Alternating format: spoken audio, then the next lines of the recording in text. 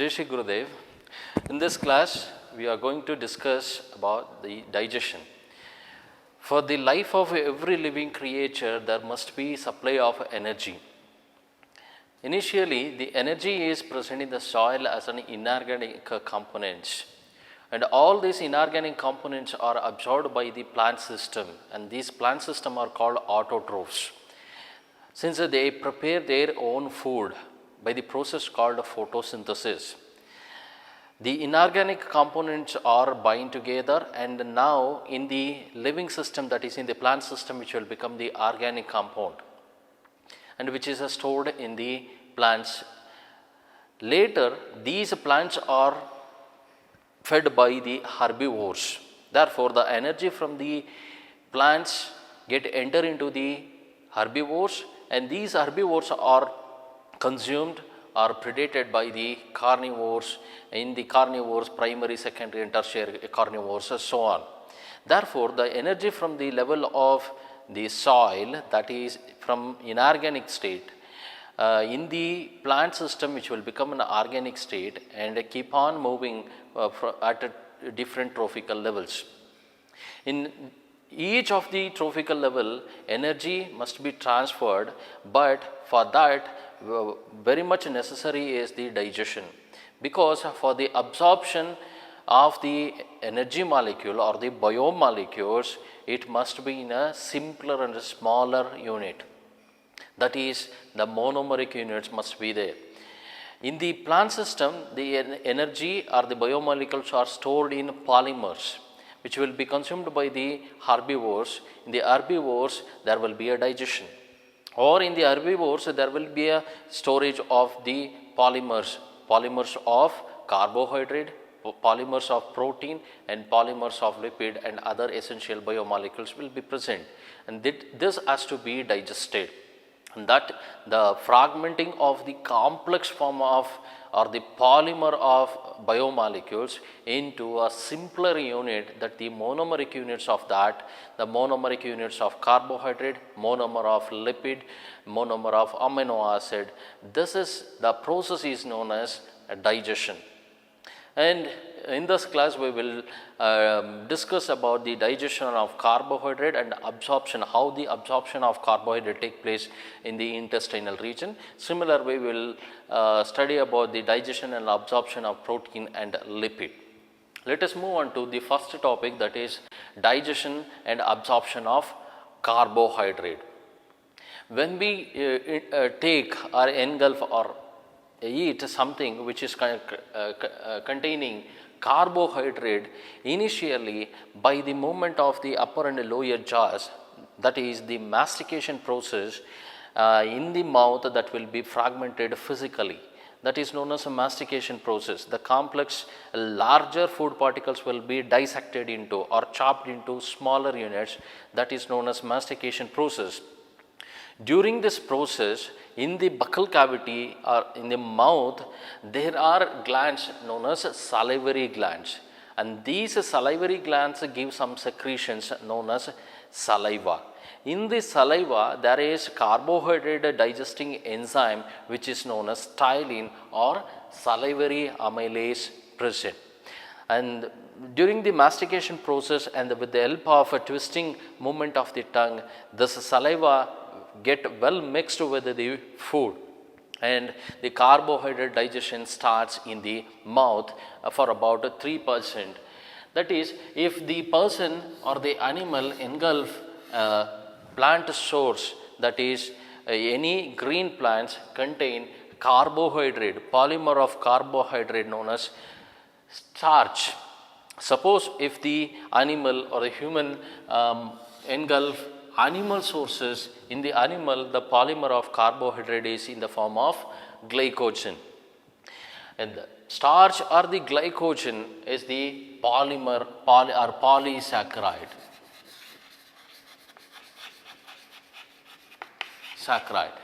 This polysaccharide will be hydrolyzed or digested. There will be a bond between one glucose molecule to another glucose molecule, which is known as alpha 1,4 linkage, or else At sixth position, there will be beta 1,6 linkage will be there, glycosidic linkage will be there.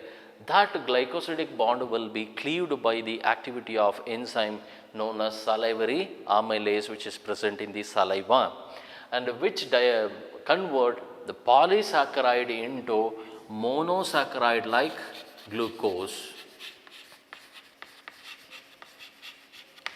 and disaccharide like maltose. This happens in the buccal cavity by the activity of ptyalin or salivary amylase. The food remains in the buccal cavity for a brief time, therefore, the small quantity of carbohydrate, that is polysaccharide, get converted into monosaccharide and disaccharide. Later, the food is conveyed to stomach. The digestive tract has the stomach, their food is conveyed. In the stomach, there is no enzyme particularly for the digestion of carbohydrate is secreted. Therefore, the enzymatic digestion of the carbohydrate is absent in the stomach. Enzymatic digestion of carbohydrate is absent in the stomach. However, there will be a hydrolysis of disaccharide like sucrose take place by the activity of HCl. In the stomach, there will be secretion of acid, that is HCl secretion will be there. This particular HCl hydrolyze the disaccharide sucrose. This is disaccharide sucrose into two monosaccharides, two monomeric units of carbohydrate, that is glucose and fructose. They are the monomeric units. This happens in the stomach. Later, the food is stay for a long time for about 3 to 4 hours in the stomach, and later this acidic chyme will be sent to the intestine. In the intestine, at the duodenal region, there will be an opening for the pancreatic duct. The pancreatic duct, the pancreatic gland, which is a digestive gland, which secrete pancreatic juice. In the pancreatic juice, there is an enzyme known as pancreatic amylase enzyme. Pancreatic amylase enzyme. The remaining starch or the carbohydrate which is present in the chyme, which is sent from the stomach into the small intestine, will be digested by the pancreatic amylase. The bond will be cleaved present in each of the monomeric units, and which gives the disaccharides like maltose and isomaltose. Disaccharides like maltose and isomaltose. This much digestion will be there at the junction of the stomach and the intestine, that is at the duodenal region. Later, after the digestion of the pancreatic juice, the intestinal wall, there will be a inner epithelial cells present, and those cells are called brush border cells.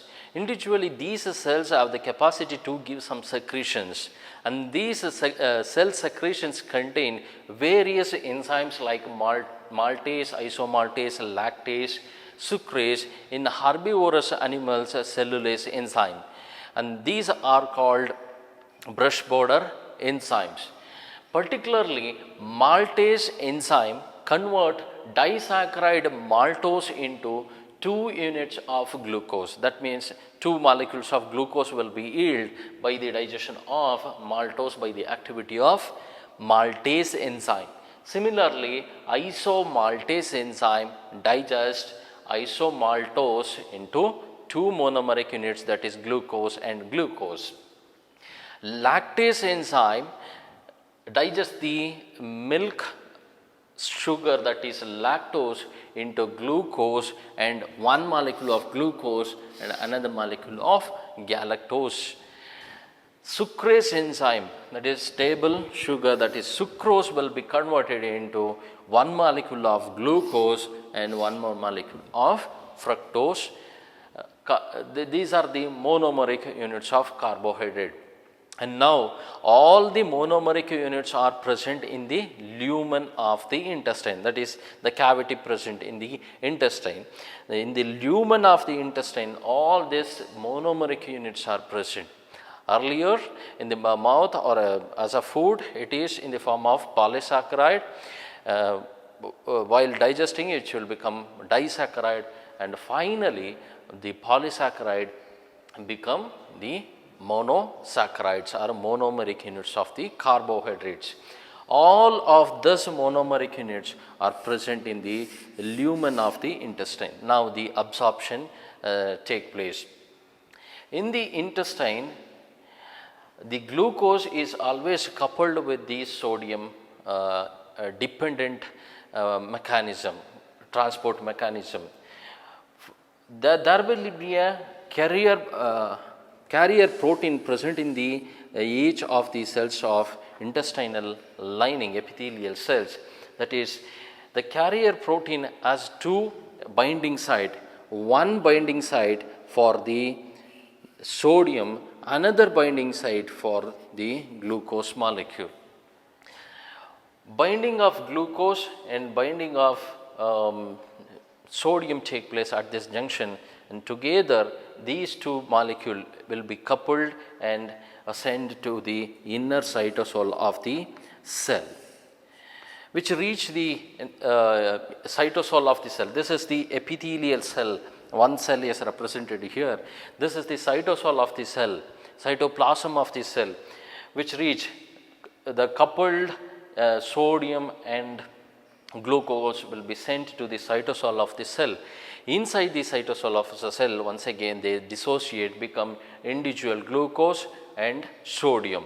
This dissociated sodium will be pumped back into the lumen of the intestine with the expenditure of energy with the aid of sodium pump.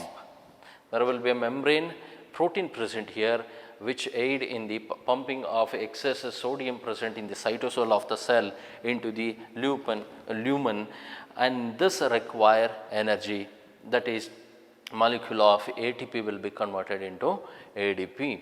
That is how the inner coming sodium will be pumped back into the lumen, and once again this sodium will combine with one more molecule of glucose, and this cycle repeats. From the intestine into the blood stream, there will be a barrier between the blood capillaries and the intestinal wall, that is the intestinal cell and the blood cell. The migration of the glucose take place by means of simple diffusion. All the dissociated glucose molecule just like that diffuse into the blood stream.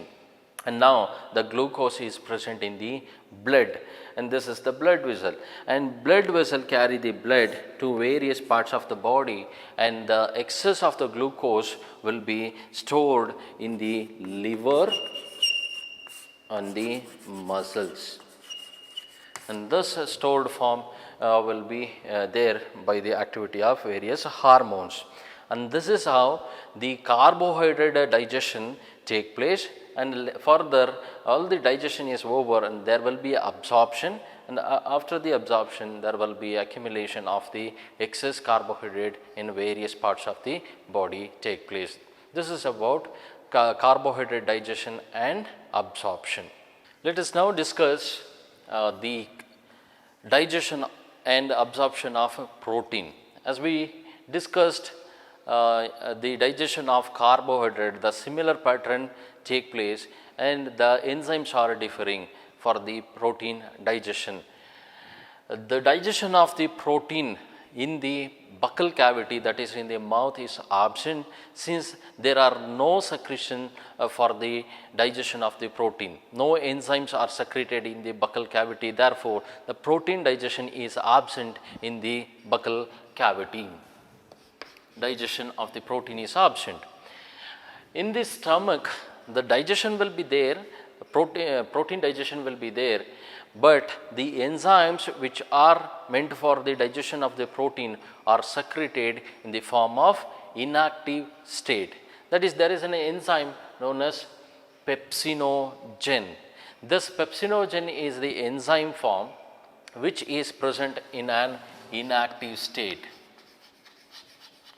This inactive form of enzyme will be activated or hydrolyzed by the activity of acid secreted in the stomach, that is HCl, and which hydrolyze pepsinogen and make the pepsinogen into pepsin, which is the active form of the enzyme. Now the enzyme is active for the digestion.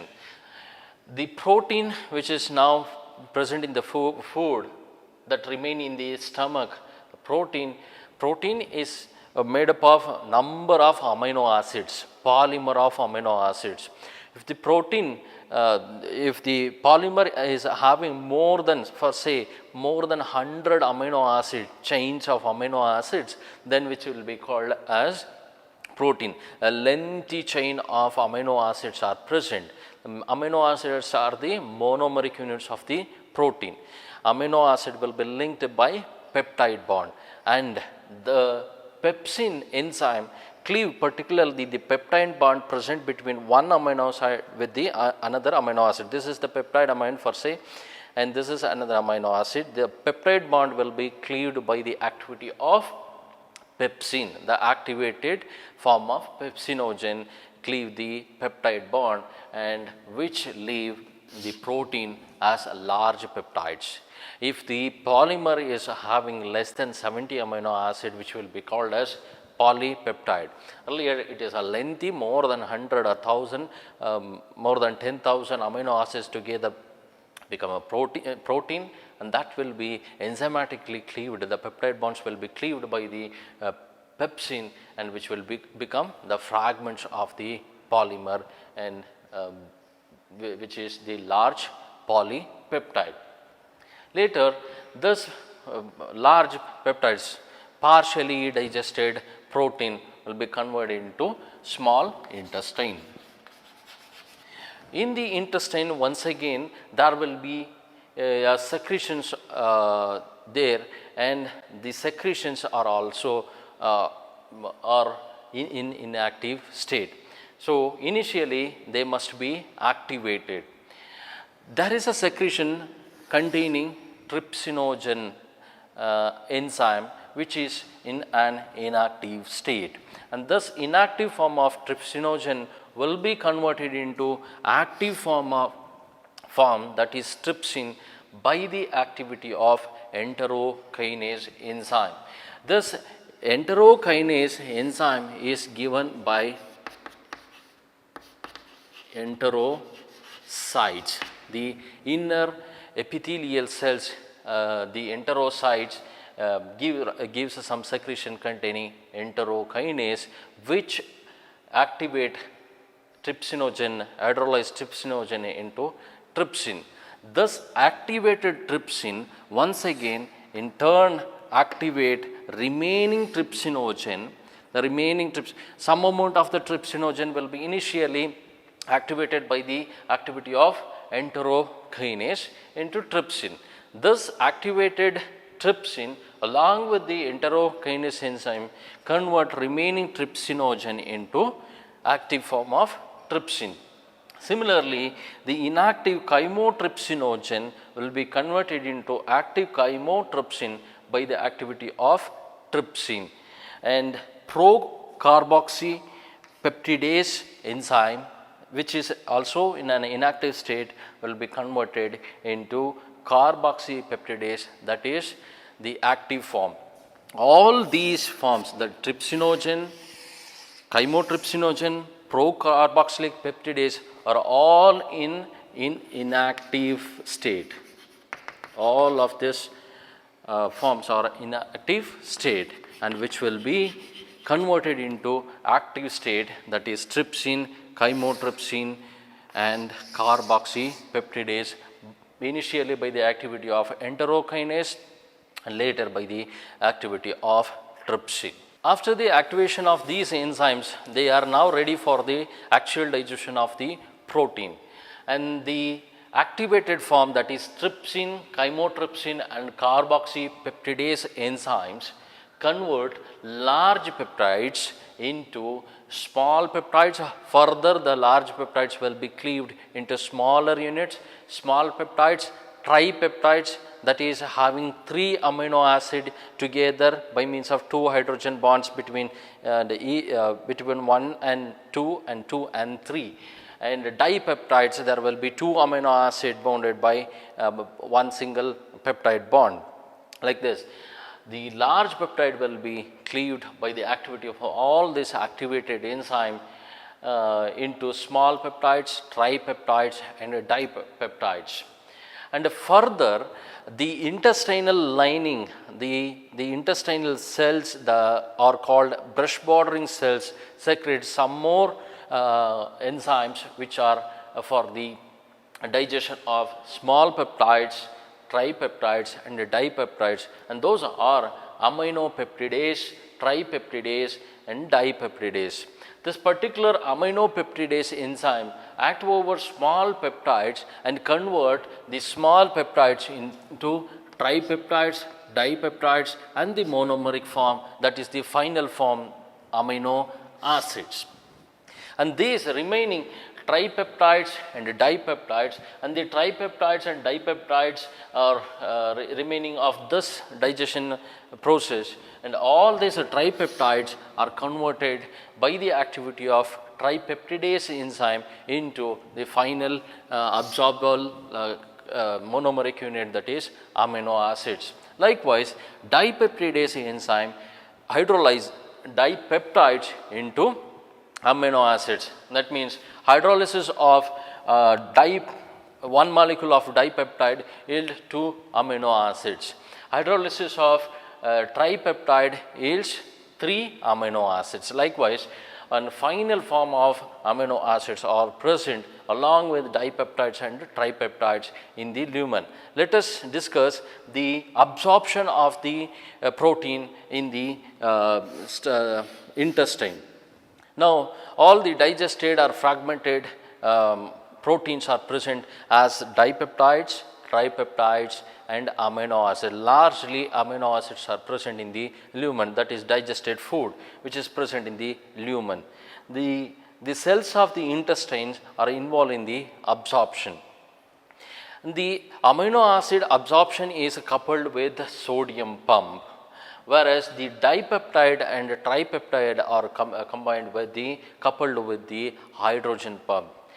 For every entry of amino acid, there will be a carrier protein in the membrane of the cell, and there will be a binding site for sodium and the amino acid.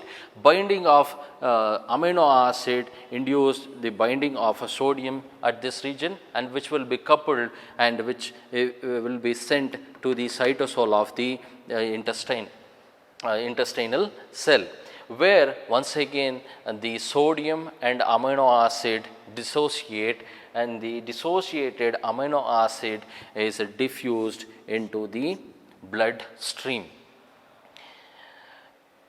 The dipeptides are coupled with the hydrogen pump, and the dipeptide having the carrier protein having a binding site at this region, which bind to the carrier protein and which will be coupled with the hydrogen ion, which will be converted to the cytosol of the intestinal cell, and which dissociate into dipeptide and hydrogen ion. And further, the hydrolysis of a dipeptide take place here in the cytosol of the cell, and which gives individual monomeric unit, that is amino acid, and this amino acid diffuse into the bloodstream. Similar way, the tripeptides are coupled with the hydrogen ion and which will be pumped to the cytosol and which dissociate into hydrogen ion and a tripeptide, and these tripeptide are further hydrolyzed into individual monomeric units, that is amino acids, and all these amino acids get into the bloodstream by means of simple diffusion. And the amino acids which are present in the bloodstream will be pumped to throughout the body and which will be utilized for the muscle buildup. Majorly the amino acids or the protein, the monomers of the protein are utilized for the muscle buildup.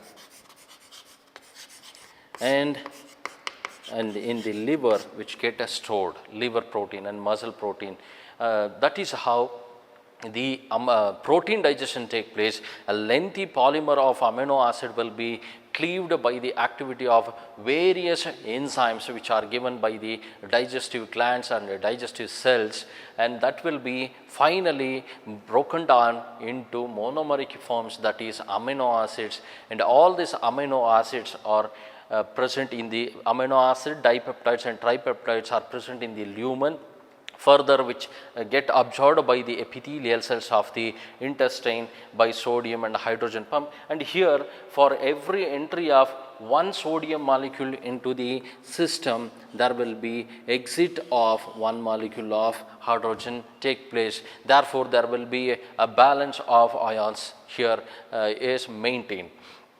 And further, from the intestinal cell, all the monomeric forms get diffused into the blood, and from the blood which reach the target site and which will be stored or which will be utilized for the energy. This is about the digestion and absorption of protein. The pancreatic juice consists of various lipid digesting enzymes like pancreatic lipase, cholesterol esterase and phospholipase enzyme. These enzymes act on the pancreatic lipase convert triacylglyceride into monomeric units, that is fatty acids and glycerol. Cholesterol esterase convert cholesterol esters into fatty acid and cholesterol. Phospholipase convert phospholipids into fatty acids and lysophospholipids. This is how the larger fat molecule or lipid molecules are digested from the mouth by the activity of lingual lipase, later the gastric lipase, and in the intestine by the activity of pancreatic lipase, cholesterol esterase and phospholipase, and into a simpler form, that is fatty acid, glycerol, cholesterol, lipophospholipids. Along with this, there will be lipid digesting enzymes are present, and which is also present in the micelle. Micelle is a combination of which is enclosed in a droplet by the bile salts, which is having diglycerides, monoglycerides, fatty acids, phospholipids, lysophospholipids and cholesterol. And this is now known as mixed micelle. And the mixed micelle is present in the lumen of the intestine. Let us discuss the absorption of the fat or the lipid in the intestine. The mixed micelle is present here, which is enclosed in the bile salts.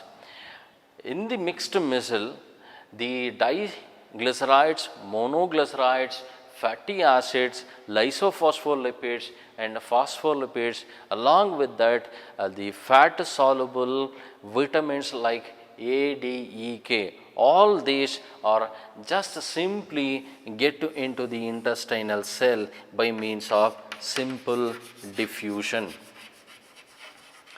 Simple diffusion carry all these content into the intestinal cell, whereas cholesterol is coupled with the active transport along with the carrier protein. Cholesterol get into the cytosol of the cell from the lumen with the expenditure of energy. And all these content whichever present in the intestinal cell, the lipid molecules are directly diffused into the bloodstream And finally, all these molecules majorly go to the liver and later into the adipocytes, adipose cells, the lipid storing cells, adipose cells, and where which get stored as a reserve food material. This is how the lipid molecules are digested by various enzymatic activity, and absorption will be taken place in the intestine, and finally which will be stored, and which is stored as a reserve food material. Thank you.